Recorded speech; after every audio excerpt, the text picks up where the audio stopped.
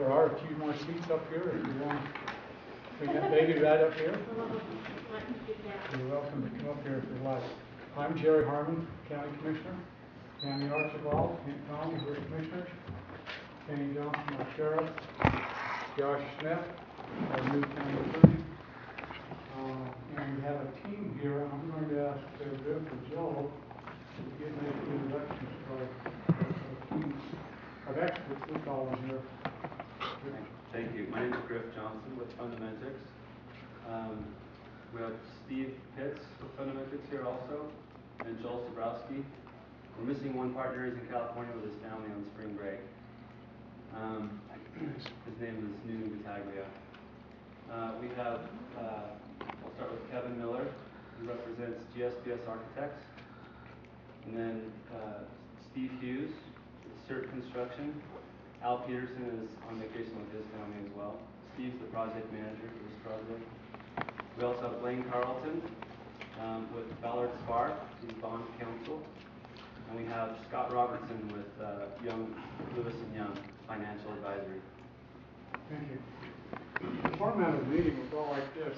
I'm not a long speaker, so I'll speak shortly. And I'm going to turn some time over to Kenny Johnson, our Sheriff, and then ask Kent Conley to address a building issue.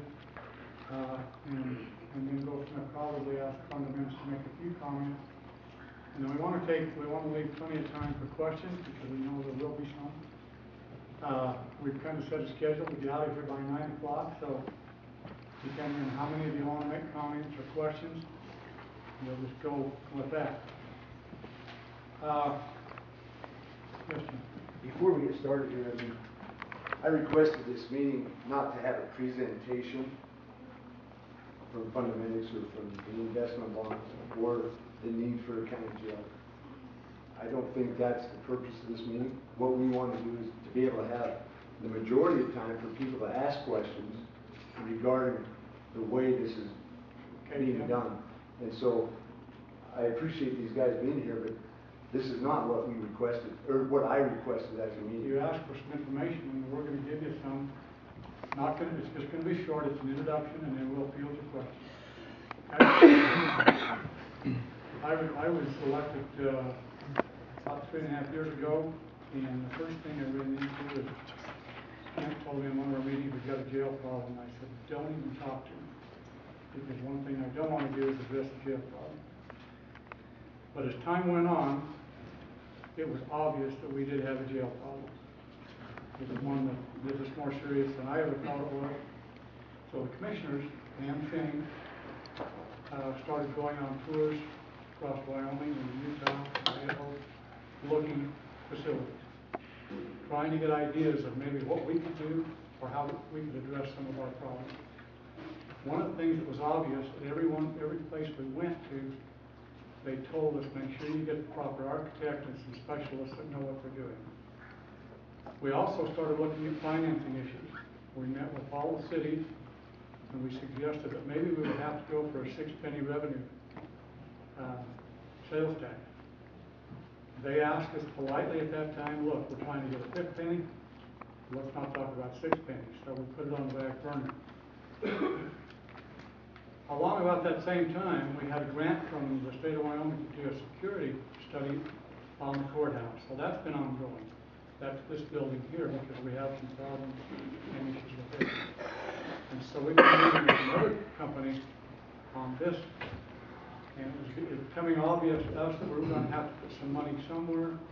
So we started looking at other options, and one of the financing options that we've looked at and feel good about is the lease purchase option. And the other thing that we face is what are the alternatives?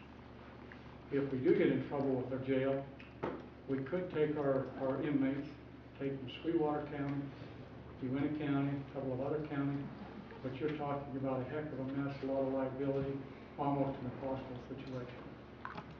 There is another possibility, do nothing. Then we could be facing a consent decree and the choice is taken from us. So I'm going to turn some time over to Shane now. I want to talk about jail problem. Many of you here tonight have called me about questions concerning do we have a problem. I think Shane can answer that. just be real brief. I made some notes because I'm not a public speaker at all, but, and then if there are further questions, because I do think it is important to address the need part of it. And I think there's probably two schools of thought on that, which is it is needed, and there are those that feel that it aren't, that it isn't needed. So I think it's important to address that real quick. When I got appointed as a sheriff in 2007, I didn't have any experience running a jail. My experience to that point had been taking people to jail and dropping them off and then going back out. So it was important for me at that time to get a good understanding of our jail and the way that it ran. Luckily at that time I had good professional staff that were running the jail. Still have those people here today that helped educate me on that process and on running the jail. Over time, I had some concerns that came up about the way that we were running it, but also the jail facility itself. And so in 2008, I think you're having trouble hearing. Yes, we have some people in the back here that have the microphone used. Seriously? Here. I'm sorry. That's okay. It was for that reason in 2008 that I requested an assessment from the National Institute of Corrections of our jail. And that assessment included operations assessment that took a look at the way that we ran the jail and what we did there, and also take a look at the facility and the needs that needed to be addressed on the facility end of it. The results of the assessment brought up some issues in the operation of our jail, which we've done our best to address. Manpower issues and the way that manpower was used. And the facility assessment documented several issues that needed to be addressed, and I got a list of those that I'll just go over briefly. Inmate capacity and overcrowding, no central control system, no intercom system, no ADA accessible cells, so no Americans with Disability Act accessible cells if you have an inmate in a wheelchair or with special needs that way. No medical spaces or cells, significant inmate visitation limitations, exercise and recreation spaces are too small to meet standards, laundry space is currently totally inadequate, will not meet future needs. Laundry space is also poorly located, doesn't allow for efficient supervision of inmate workers, no separate area for breath testing, insufficient fire suppression and smoke detection, limited intake and release space causing potential intoxicated inmate and sober inmate conflicts. In other words, a lack of places to put what's commonly referred to as a drunk tank and having to put those people in a general population situation. Sounds like a jail should be. Besides that, you know, those people that have occupied that building are aware that there's been employment issues off and on. Hopefully most of you haven't had to experience it, but if you,